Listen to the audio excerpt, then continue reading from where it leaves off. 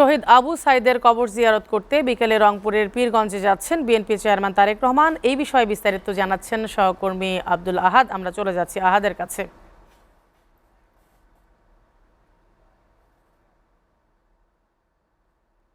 আহাদ, আমরা জানি যে শহীদ আবু সাইদের কবর জিয়ারত করতে বিকেলে রংপুরে যাবেন বিএনপি চেয়ারম্যান তারেক রহমান।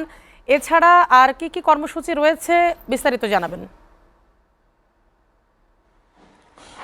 তারেক রহমান বিকেল ৩টা ৪৫ রংপুরে শহীদ আবু সাইদের কবর জিয়ারত করতে আসার কথা রয়েছে, এমনটি তথ্য আমরা জানতে পেরেছি। তিনি এখন অবস্থান করছেন বগুড়াতে তিনি জুম্মার নামাজ শেষ করে মূলত রংপুরের উদ্দেশ্যে যাত্রা শুরু করবেন।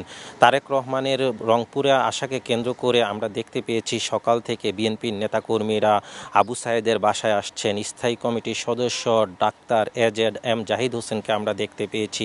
এছাড়া আমরা আইনশৃঙ্খলা বাহিনীর সদস্যদেরকে দেখতে পেয়েছি বগুড়া রংপুরে তারেক রহমানের আশাকে কেন্দ্র করে নিরাপত্তার বিষয়ে তদারকি করতে। জুলাই গণ অভ্যুত্থানে শহীদ রংপুরের আবু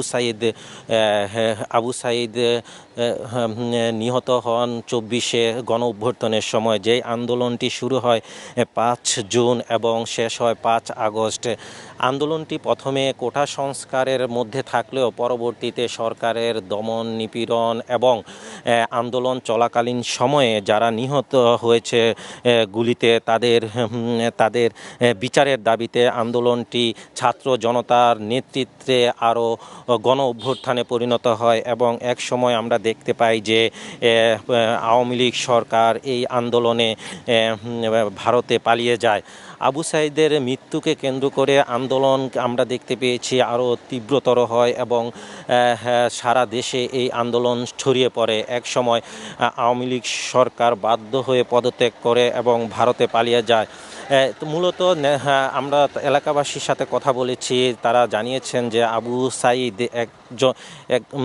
একেবারে সাদাসিধে ছিলেন। তিনি গ্রামে একদম শান্তভাবে বসবাস করতেন। তিনি এত প্রতিবাদী মানুষ গ্রামের মানুষও এটি বুঝতে পারেনি। পরবর্তীতে মূলত তিনি গণ অভ্যুত্থানে শহীদ হয়। তার এই মৃত্যুর পর থেকে আমরা দেখতে পেয়েছি যে নেতাকর্মীরা, পুলিশ, সরকারের পক্ষ থেকে সবাই তার পরিবারের সদস্যদের সাথে দেখা সাক্ষাৎ করছে এবং তাদেরকে বিভিন্নভাবে সহযোগিতা করছে। আমরা এখন কথা বলবো নিহত আবু সাইদের মায়ের সাথে। আপনার কাছে আমরা একটু জানতে চাইবো, আসলে বিএনপির চেয়ারম্যান তারেক রহমান আসছে আজকে আপনার ছেলের কবর জিয়ারত করতে, আসলে আপনাদের কোনো দাবি আছে কি না তার কাছে? বিসমিল্লাহির রহমানির রহিম।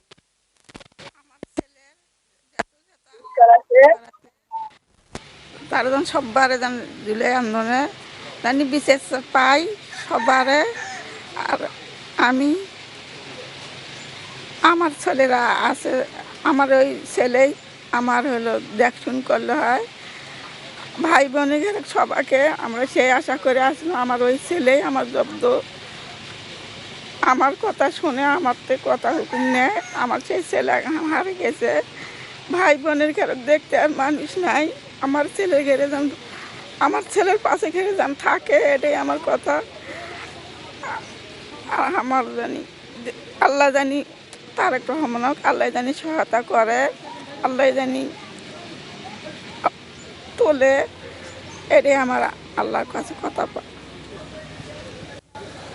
তিনি যেমনটি বলছিলেন যে বিচারের দাবি জানিয়েছেন তিনি, যারা আবু সাইদের হত্যার সাথে জড়িত, যাতে বিএনপি ক্ষমতা আসলে তাদের বিচার করে। আপনারা জানেন যে কোটা সংস্কার নিয়ে মূলত এই আন্দোলনটি শুরু হয় 2024-এ, পরবর্তীতে সেটি সরকার পতনের আন্দোলনে পরিণত হয়। এরপরে আমরা দেখতে পেয়েছি যে জি আব্দুল আহাদ, আপনাকে অসংখ্য ধন্যবাদ।